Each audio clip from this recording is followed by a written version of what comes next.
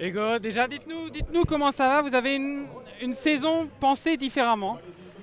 Comment ça marche? Oui, oui, ben effectivement, avec les championnats du monde qui ont lieu en fin d'année au Canada, à Montréal. Donc, l'objectif, c'est d'être au top là. C'est pourquoi cette année, je suis obligé de faire la Vuelta avec un départ à Monaco où je réside. Donc, la fin de saison va être musclée. Donc, c'est pourquoi que j'ai eu un début de saison un petit peu plus léger. Mais on est ici cette semaine pour faire la course. La forme est là. Donc, prêt à courir cette semaine, on verra pour la suite. Ouais, la forme est là, malgré le fait que, comme vous le dites, les objectifs sont plus lointains. Oui, oui, c'est certain. La forme est bonne. J'ai un bon niveau depuis le début de la semaine. Ça va. J'ai eu quelques petits pépins mécaniques sur les deux premières étapes, mais ça ne change pas grand-chose à la situation.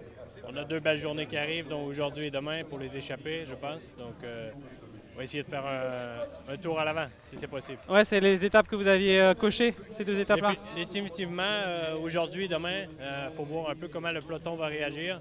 Moi, je dis c'est 50-50. On peut avoir un sprint aujourd'hui, mais si un bon groupe sort, vu le dénivelé, ça va être difficile de les contrôler. Donc, il faut essayer. C'est les deux belles opportunités, je pense, pour les baroudeurs aujourd'hui et demain.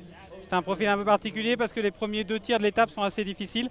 Par contre, la dernière partie, une descente, une longue partie roulante plate et une très longue ligne droite jusqu'à la ligne d'arrivée. Est-ce que ça vous plaît parce que vous êtes un peu multiterrain, justement? Oui, ouais, c'est sûr que c'est idéal. Je pense que c'est une volonté aussi des organisateurs d'aller chercher de l'action au départ en laissant une possibilité pour un sprint. Donc, ça met des tactiques de course plus intéressantes pour les spectateurs. Ça nous rend la vie un peu plus difficile, mais pour moi, c'est intéressant. Mais justement, s'il y a une échappée, qu'est-ce qu'on pourrait voir dans le final avec, comme je l'ai dit, une très longue partie plate et une très longue ligne droite dans le final? Quelles sont les options qu'on peut avoir finalement? En fait, je pense qu'il faut que l'échappée ait un certain nombre de coureurs. À partir de 60 km jusqu'à 120, c'est très vallonné, très difficile. Et après, la fin, ça va aller très vite parce que le tracé a des routes très étroites.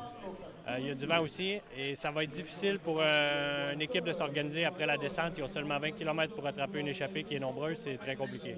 Et s'il y a un sprint en échappée, comment est votre sprint à l'heure actuelle? Vaut mieux pas que j'arrive au sprint. On ne le souhaite pas alors. Merci Hugo, merci beaucoup, bonne chance.